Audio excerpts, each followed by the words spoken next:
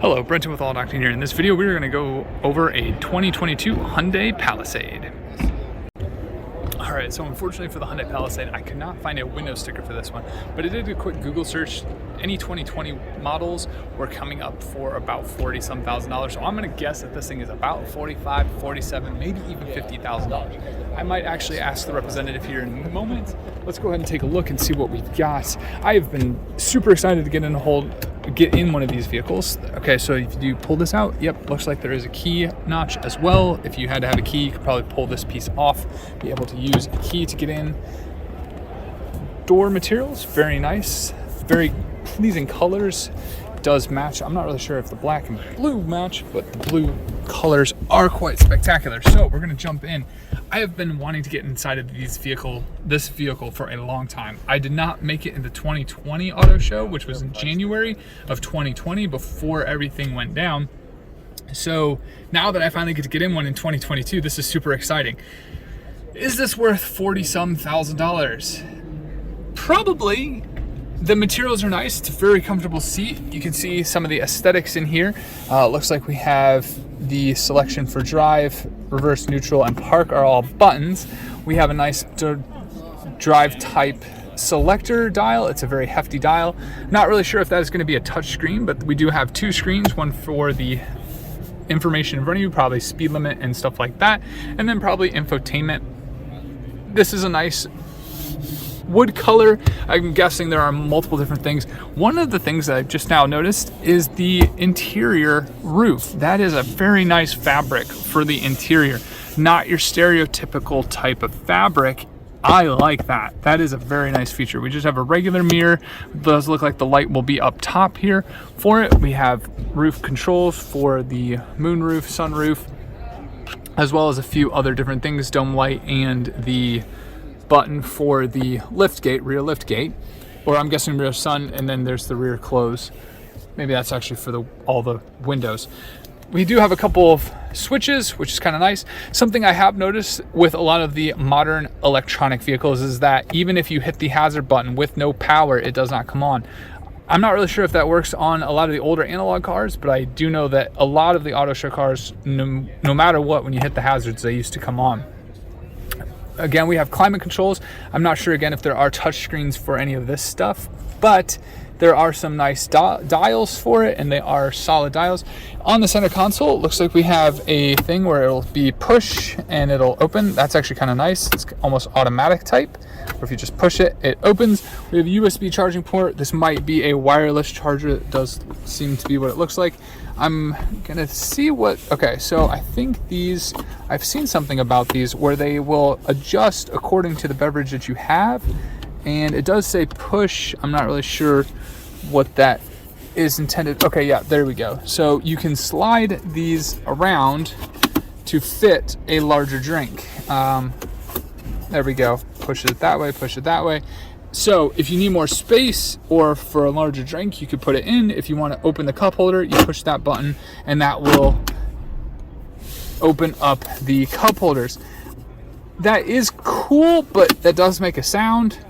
And if there is anything in here interfering with that, I'm sure it's going to get all messed up. So it's cool, but it might be a little annoying after some years of use, especially if you have a lot of stuff. There does appear to be an outlet in here, as well as some nice deep storage that does go pretty deep. I'm trying to see if that does move as well. So overall, the center console is nice. The lean test for me is actually pretty nice because I can have plenty of space, and I should probably go up a little bit further before I would actually feel more comfortable. Pedal feel is also very nice, and I think this it does have a manual telescoping wheel, which is kind of nice. Actually, does it telescope? Yes, it does telescope. So it has a manual telescopic wheel, which is kind of nice. I won't be able to fit the seat, but I will be able to jump in the back and then kind of get the feel for that way. That is a nice solid grab handle. It does have the orange for telling you that it's kind of locked or unlocked. I guess it does feel a little flimsy up on the top end. Overall, not too bad. It does look like they have a water bottle holder in the door. That's some good stuff. So let's go ahead and jump in the back. The back door feels a little more flimsy than the front door, but overall, again, looking wise, it's kind of nice. And let's see how I fit. Okay, the sunroof is closed. I am hitting it a little bit. I would be very curious to know if these seats do not lower. They do have screens for the windows, which is very nice. Grab handle. HVAC controls are right in your face as a person my height, but even if if you were a shorter person, you would still probably have that in your face. I'm not really sure if that is the best kind of feature or not. That would be up to your individual preferences. We do have some lights. That is all that we have up top, but on the center console for the passengers in the back, we have a AC outlet as well as a 12-volt outlet, and all the HVAC controls digitally. And we do have 2 cup holders in the door, so it looks like a smaller one and a larger one. The switches for that are very nice. There's a lot of room to rest your arms. That's also very nice. Again, I could probably push the seat forward and have a little bit more leg room. It's not too bad, but now I'm curious. Let's see, $50-some thousand, $45-some thousand. We're competing with the Grand Cherokee, and I actually liked that. I couldn't fit in the 3rd row. I fit in the Wagoneer. That was better, but price point, we're more on target with the Grand Cherokee. So let's try to slide in the back. Okay. Maybe not. All right. 6'4", here we go. Those are some nice armrests in this thing. All right. How did we do? Not too bad.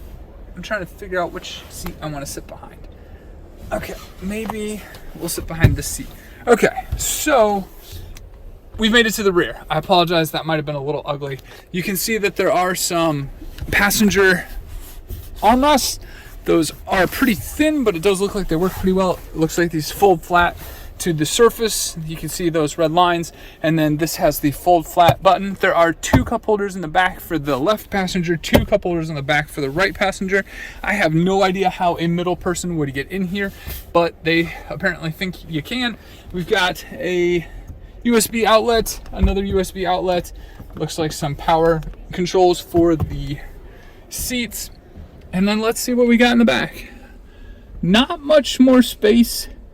I do think I fit a little better in this one than I did in the Jeep. So that is a point in this direction. I also like the interior a little better than the Jeep. So for about the same price point for the Jeep Grand Cherokee or the Hyundai Palisade, I'm so glad I finally got to sit in one of these things. And I think I give this one a seal of approval. This one might be where I go versus the Jeep. But I would have to check to see if this also comes in 4-wheel drive or all-wheel drive, or the capabilities of that, and if that makes the price go up any higher. And again, this is a 2021 model versus a 2022. So there are a lot of different factors to take in here, but overall, I like the Hyundai Palisade. So this is Brenton with All Out Octane for an all-out Octane review. And until the next one, have a good one.